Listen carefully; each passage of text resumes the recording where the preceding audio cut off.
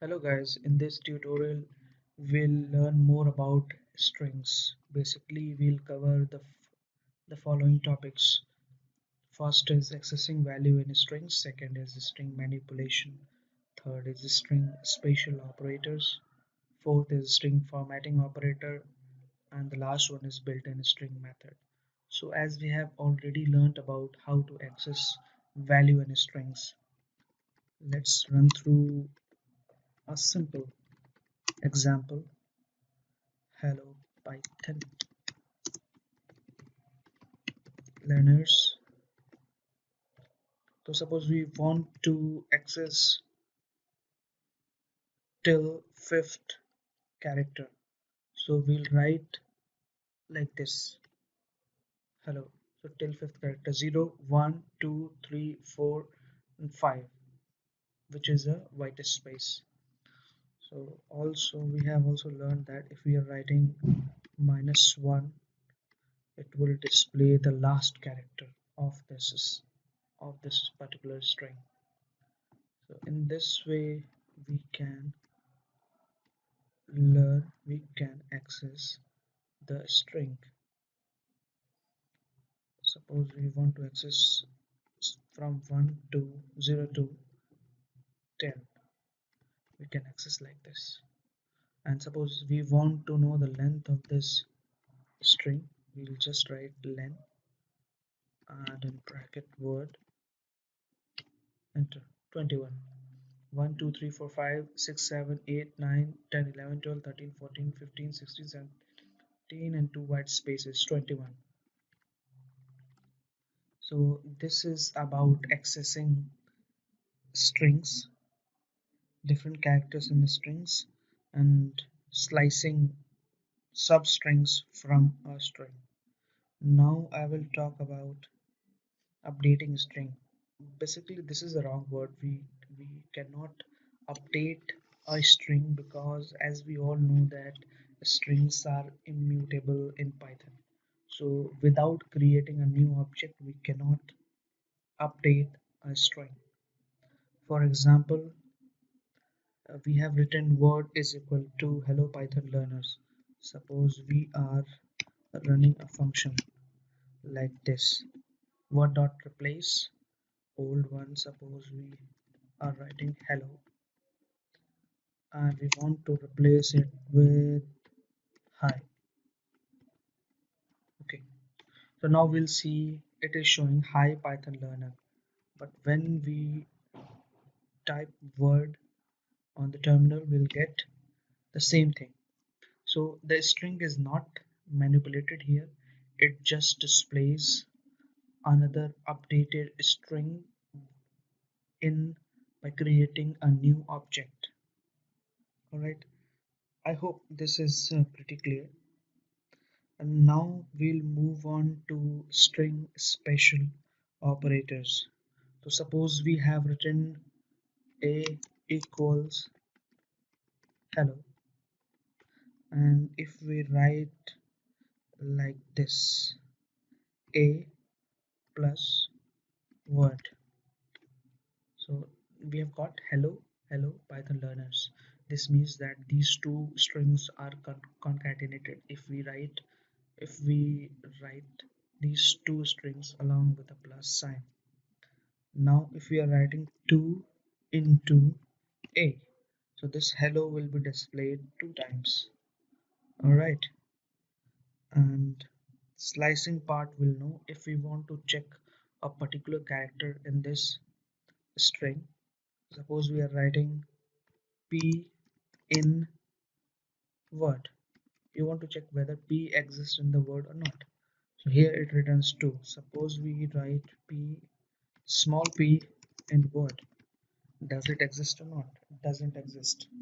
So by this we can check whether a particular character exists in a string or not. Alright, also there is also one more function. Suppose we are writing small p not in word, so it should display true because small p doesn't exist in this string. Alright, so I'll restart the shell again. Okay, I think this will not work, so I will close it and again restart it. Okay, so here you go. Now our next topic is string formatting operator. So suppose we are writing like this print and my name is string formatting operator. This is percent s denotes this is a conversion, and suppose I'm writing age is percent d. This denotes decimal format. Years. Now I have to put percentage sign in this. Suppose I'm writing Zach, comma 23.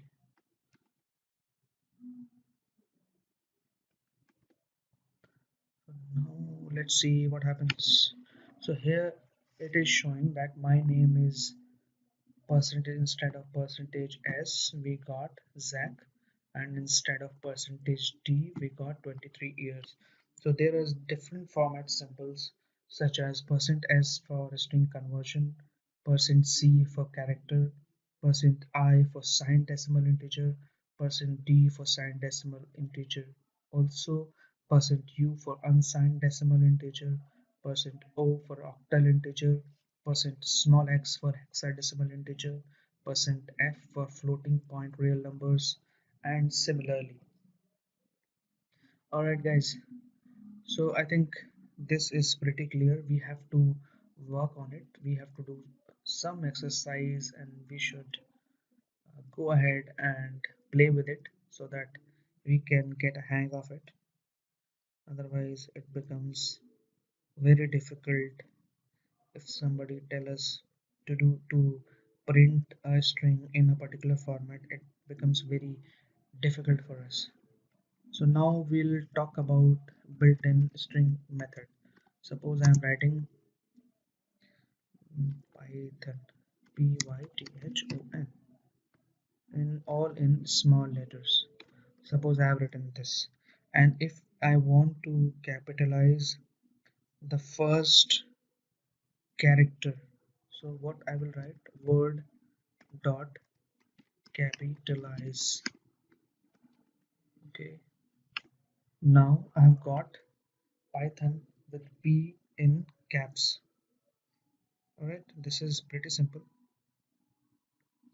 And suppose I want to count, I will write another letter so that the count example becomes a lot more clear. This is great. Right. So suppose I want to count white spaces. Single, single. So it should return 2. So here, so whenever we are running this word dot count, what it does is that it counts whatever strings or character we specify here, and it counts in this string. So here word contains 2 white spaces. So this could be a single character or a multiple character. So suppose we are writing word dot count single quotes th. So ideally it should return 1 1. So we can write single character, multiple characters, and we can count. We can also specify from where we want to count. For example, if we are writing th and we want to start, we can see this is start. We want to start from 2 till end of the string. So we'll write like this. Suppose this should be correct. see. Okay, word -1, I suppose. Okay, 0. So this returns 0. So this is the starting character, this is the end character from where till what point we want to search. So this is all about count. Then we have decode string and encode string. Kindly read this both functions on Google. You can search and find it on the Google. We want to encode a particular string in a particular format, for example in base 64 format or UTF-8 format. We can do so. Another example, suppose word dot ends with, we want to search this, ends with, we will write a suffix here. So what is the suffix here? Suppose we are writing uh, t t single character in the single quotes. So this should give true. So this word ends with t. So suppose we want to check whether a string ends with a particular character or substring. Here we can specify one character substring or two character substring also. There is no issue at all. After that, suppose we want to find a particular substring in this. So what we can do is we want to find, suppose we want to find is in this string, and if we don't give any other option after comma, so it will search in the whole string. So let's see what comes out. So 0 1 2, so whichever is the first encounter of this character, the first character, this I is positioned at third position, and we know that third position is denoted by 2. So here we are getting 2 as our answer. Alright. For example, if we are doing something else, what dot find, we are writing gr, you're getting 8, 0 1 2 3 4 5 6 7 8. So it's starting from 8. Gr is at 8th position. Alright. So this will be pretty clear. Also, there are lot more example which we can try to run, try to find out whether that is, suppose let's take another example, alpha 2016. Suppose if we want to know whether there is only alpha numeric character. So false, it's not only alphanumeric, we have it's not only alphanumeric character, we have spaces also here. Alright, so this will return false. So suppose if it's like this, alpha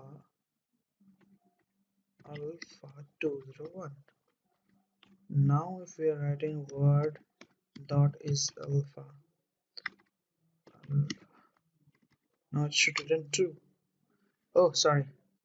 So here also it should return false, because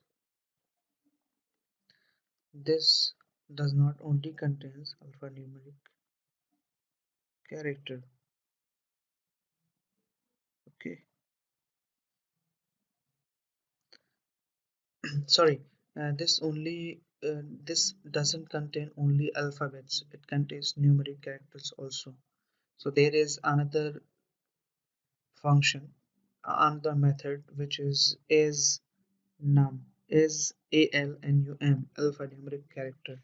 So if we write that is ALNUM, let's see what happens. So it's true because we have alphabet and numeric character also.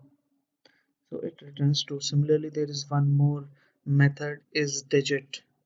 So So that checks whether a string consists of digits only. There is another method whether this whole word is in lower character or not. Is lower. Let's see what happens. True, everything is in lower character. So this will return true. And there is one more is upper character. So that will return false. So there are many methods which we can use here. Suppose there is one example s is equal to a colon. Okay, we will try to find out uh, the usage of join. Suppose we are writing a comma b comma c. Okay, we have got this sequence. If we are writing s dot join and then we are giving this as the argument, let's see what happens. So this gives an error for us.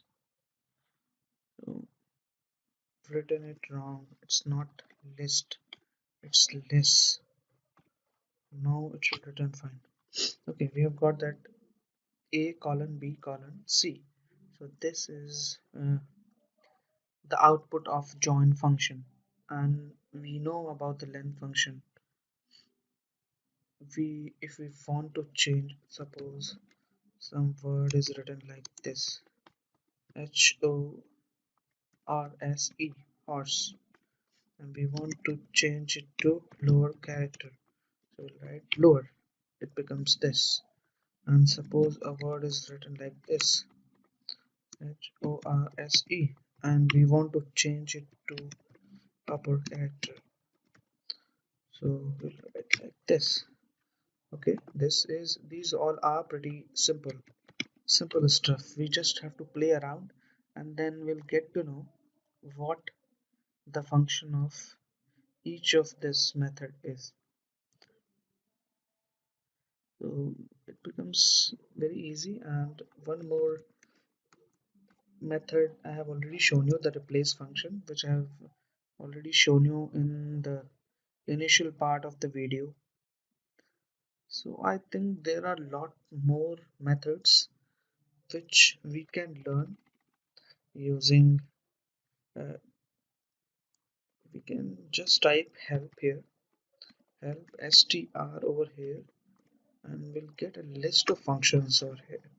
As we can see, there are list of functions. We can learn it from here.